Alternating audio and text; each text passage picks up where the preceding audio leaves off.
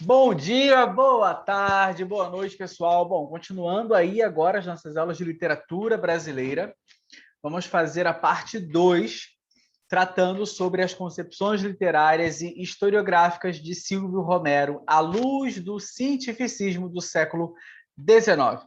Lembrando que todas as nossas aulas de literatura brasileira são baseadas no material dos professores André Dias, Ilma Rebelo, Marcos Pache, ok? Bom, vamos lá.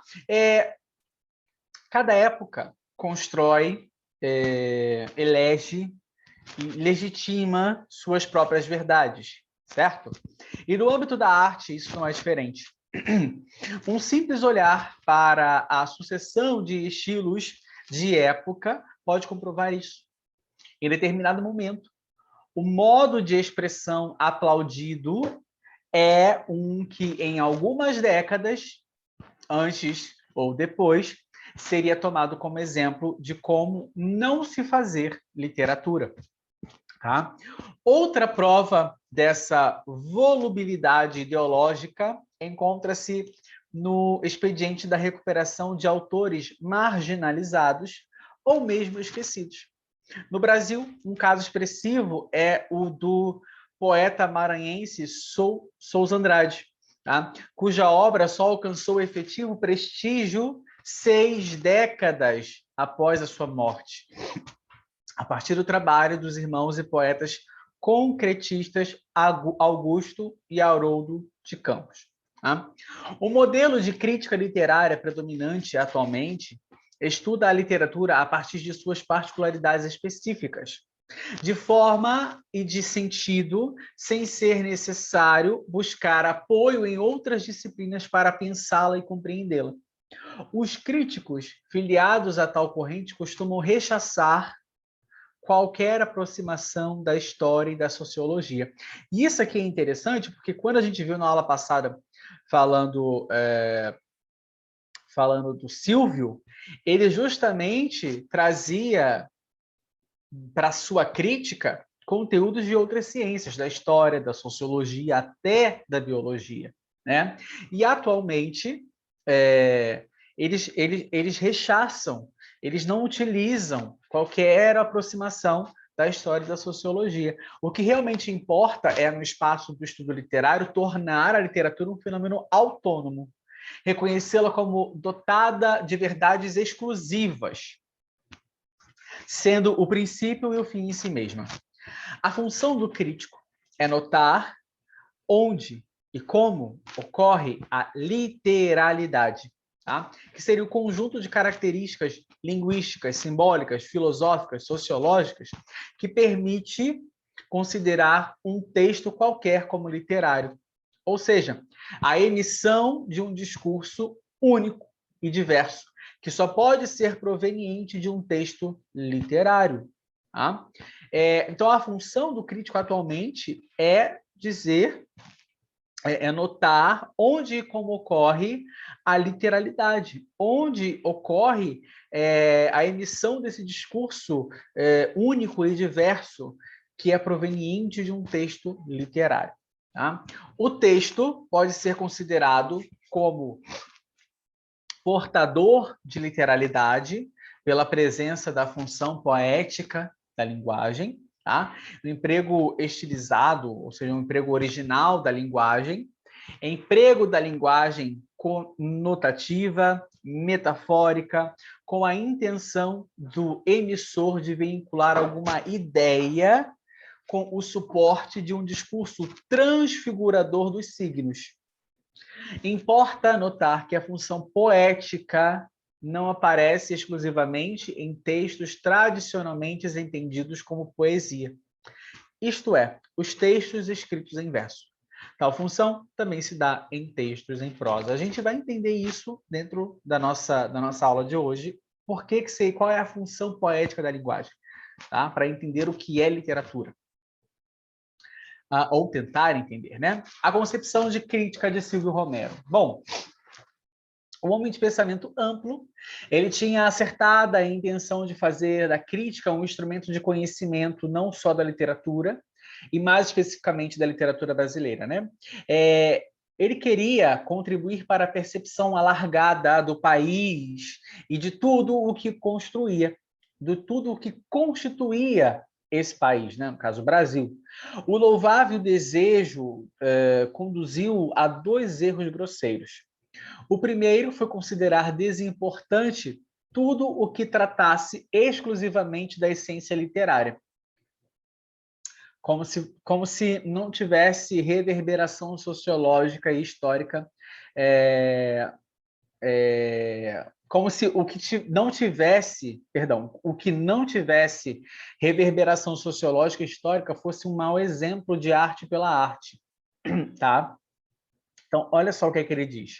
Cumpre destacar, por último, que a divisão proposta da história da literatura brasileira não seguia exclusivamente pelos fatos literários, porque, para mim, a expressão literatura tem a amplitude que não lhe dão os críticos e historiadores alemães.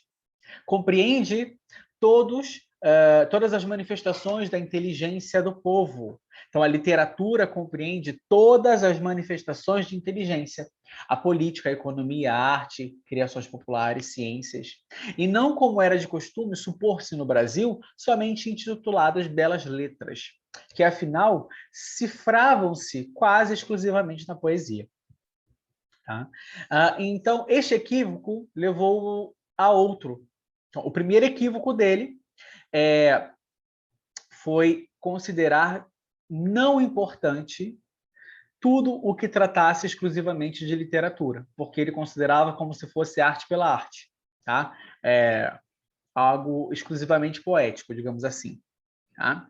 E esse primeiro equívoco levou a outro equívoco, que foi o febril apego à empanturrada visão do geral, para que as letras não figurassem sozinhas.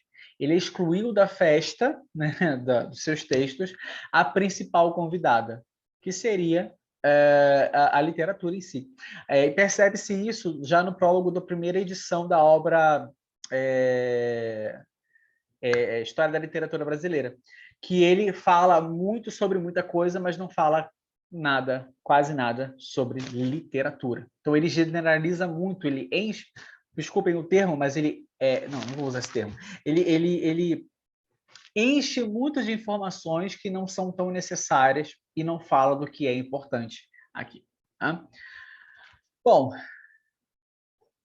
esse tipo de equívoco, quase uma cegueira, confirma em muito a fama de generalizador que se atribui ao estudioso, o que podemos assinalar como uma diretriz do rol de leis críticas do crítico sergipano, uma particular interdisciplinaridade. Lembrando que a interdisciplinaridade ela não é ruim, mas aqui no ponto de vista que se trata sobre o Silvio, é justamente do ponto de que ele não fala o que tem que falar, que seria a literatura. Ele fala de coisas gerais, mas não fala da literatura. Tá?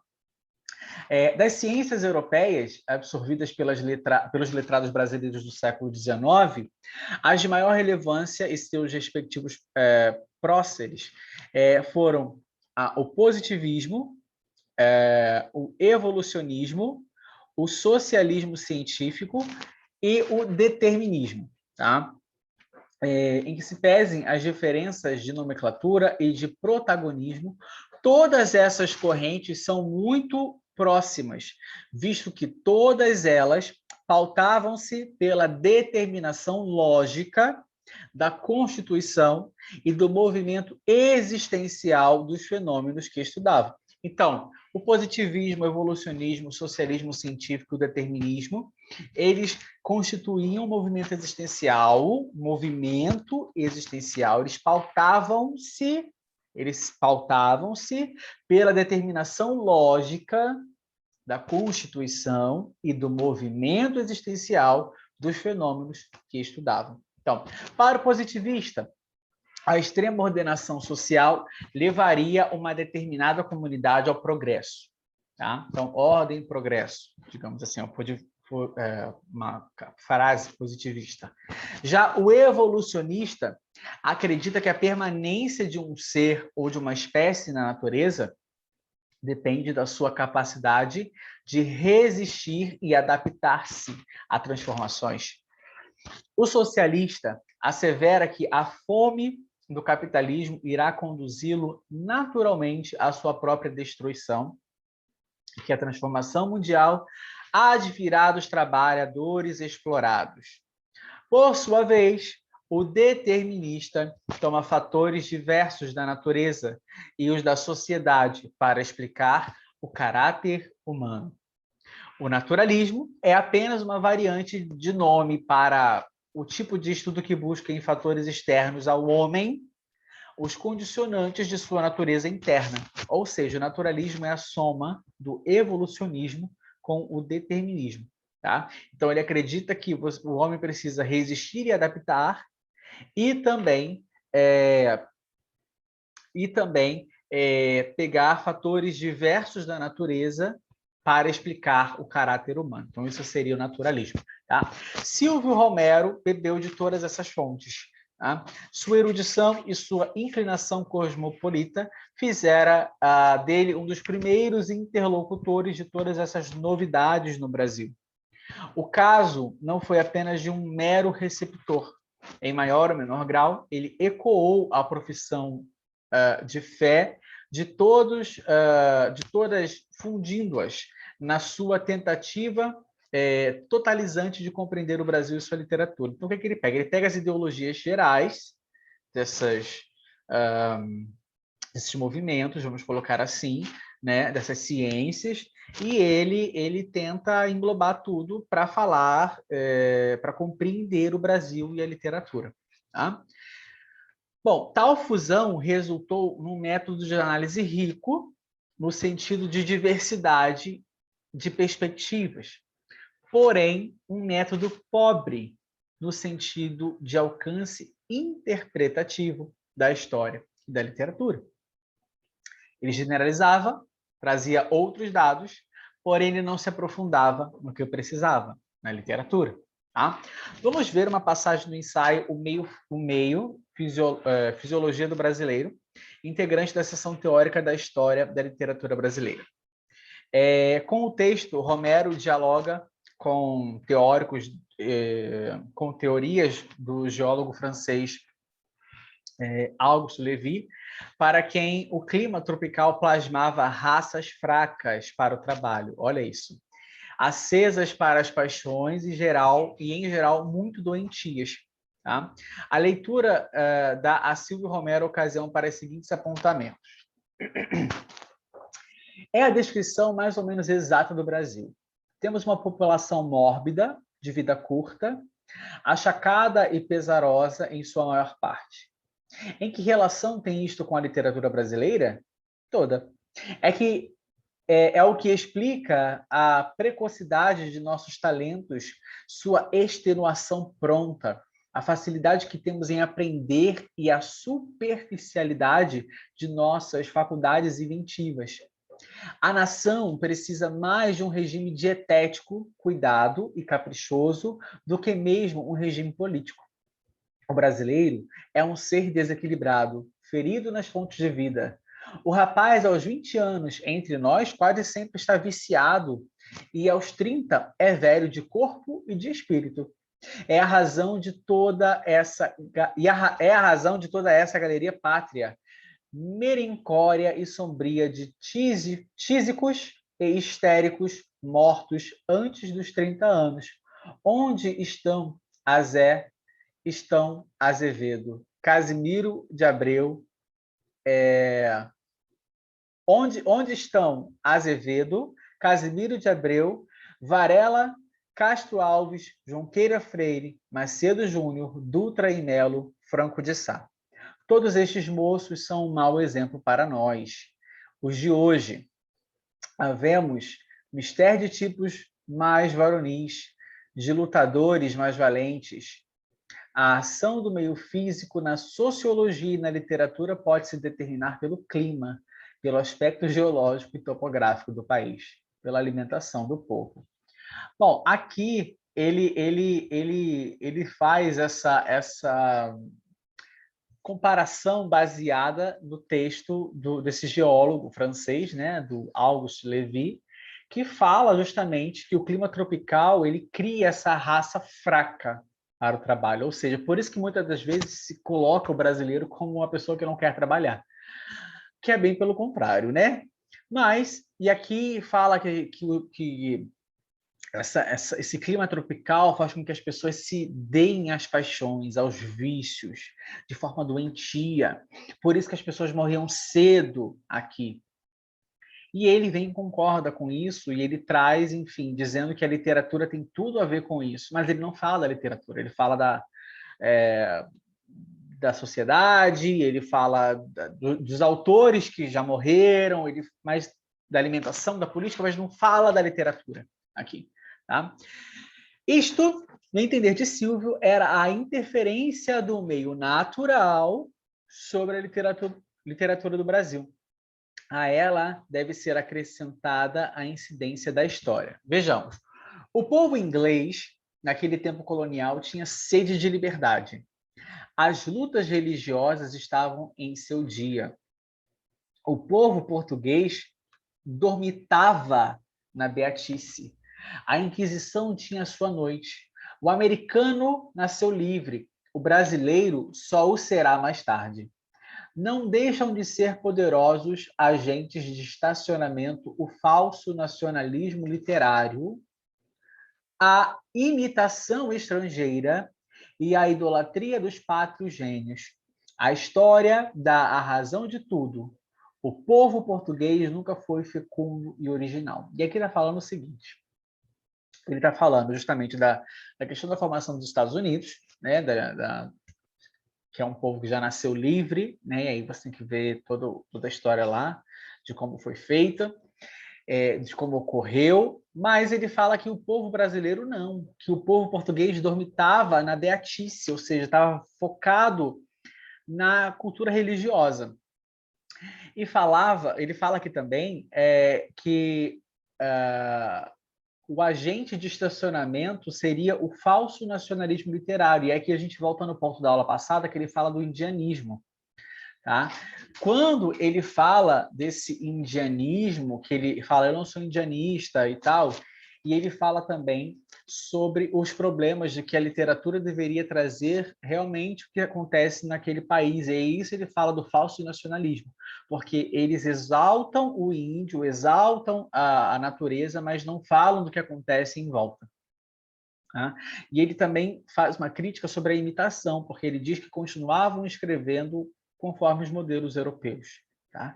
E a essa idolatria pátria, essa idolatria ao colono. É muito interessante isso. Tá? Além desses dois fatores, atua sobre a escrita literária a infalível mão da raça.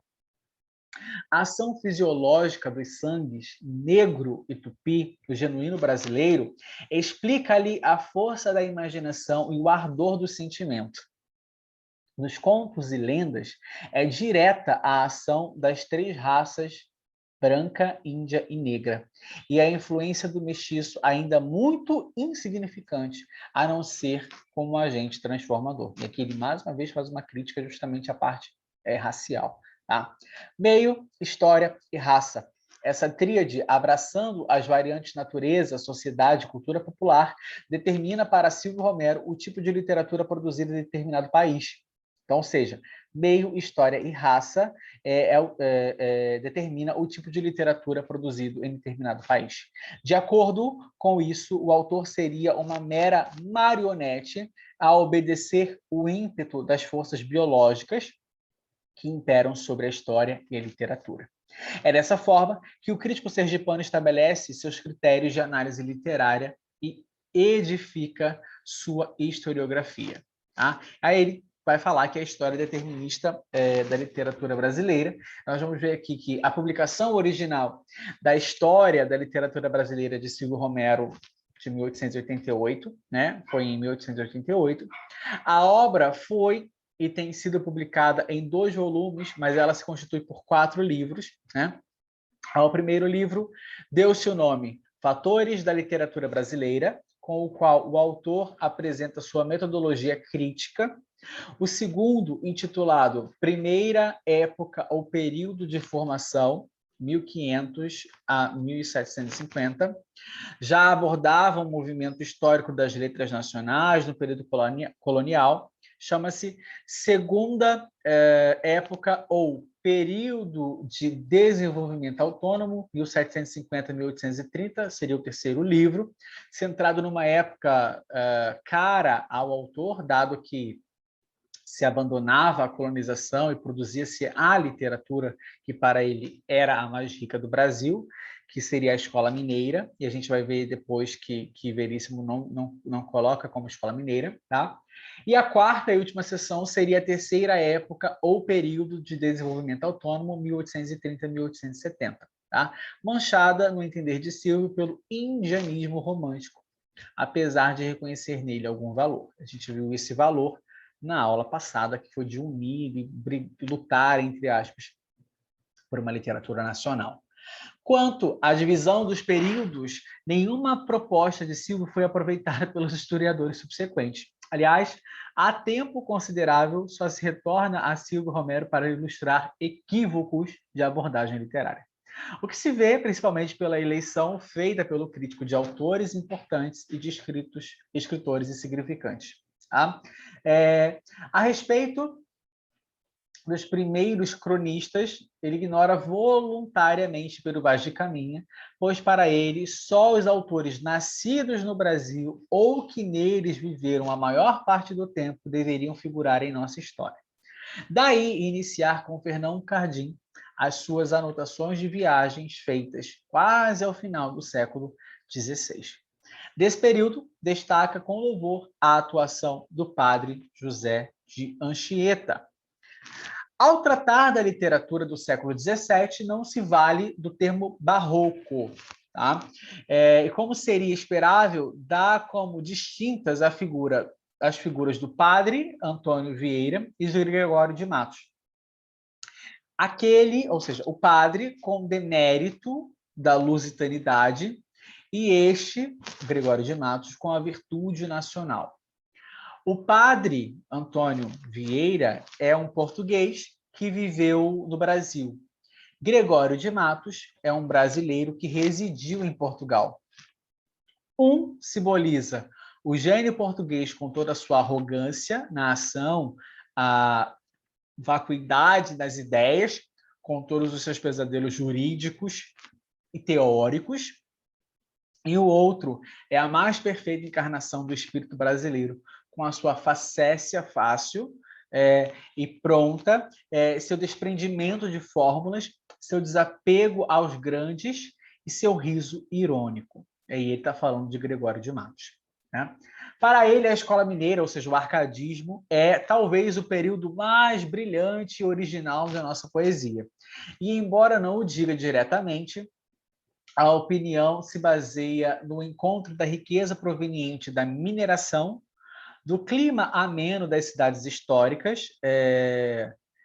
Aqui o autor usou as aspas porque toda a cidade é histórica, né? E aqui está falando justamente da cidade de Minas Gerais, e de uma poesia escrita por homens brancos a retratarem exemplarmente a natureza e a esboçarem nosso nativismo literário. Bom, a abordagem do romantismo é a que mais chama a atenção, a começar pelo tamanho, sendo a ele dedicado todo o segundo volume da história. Tá? Causam grande surpresa a exclusão da prosa ficcional. Preste atenção, ele exclui a prosa ficcional, tá? E a divisão de estilo em 6 fases, que a rigor são 6 grupos temáticos ou geográficos. Emanuelismo, vai falar de religiosidade, indianismo, subjetivismo, sertanegismo, lirismo específico e condoreirismo. São os 6 grupos temáticos aqui do romantismo, segundo ele. Tá? Pela extensão do estudo e por Romero ser contemporâneo do objeto de sua reflexão, as páginas de agora são mais impregnadas de cientificismo. Tá? A ciência é mais importante do que a religião, do que a filosofia, do que qualquer outra coisa. Seja ao falar do contexto geral, seja de casos específicos. O maior motivo de descrédito de Silvio Romero se dá pela inconfessa, porém evidente, eleição de seu amigo e mestre Tobias Barreto ao patamar mais importante de poeta brasileiro. Prova disso é que dedica ao abolicionista mais de 100 páginas, verdadeira veneração pelo homem que exprimia exatamente o espírito da época. A eloquência de Tobias Barreto foi uma das mais belas coisas que pude apreciar na vida. Enfim, né? Ele deixou claro que ele gostava muito do Tobias Barreto. Em sua historiografia sobram acessórios e falta justamente o principal, a análise literária. Então é justamente isso, a crítica feita a Romero, a Silvio Romero, é justamente essa, tá? Que ele coloca muitos acessórios, ele fala de muitas outras coisas, mas ele não faz a análise literária. Daí se explica a total abominação da crítica atual por esta figura controversa, que iniciou a modernização da crítica literária brasileira pela via do retrocesso. O que quer dizer? Ele foi quem começou, mas hoje ele já não é colocado em pauta, a não ser para falarem, para apontarem o que ele deixou de fazer, para mostrar como não fazer uma crítica literária atualmente. Ok? Bom, pessoal, eu espero que vocês tenham gostado dessa aula de hoje. Fechamos a parte 2, falando sobre esse autor. E nos vemos na próxima aula. Não esquecem de compartilhar, curtir e estudar. Fiquem com Deus. Um beijo e até mais. Tchau!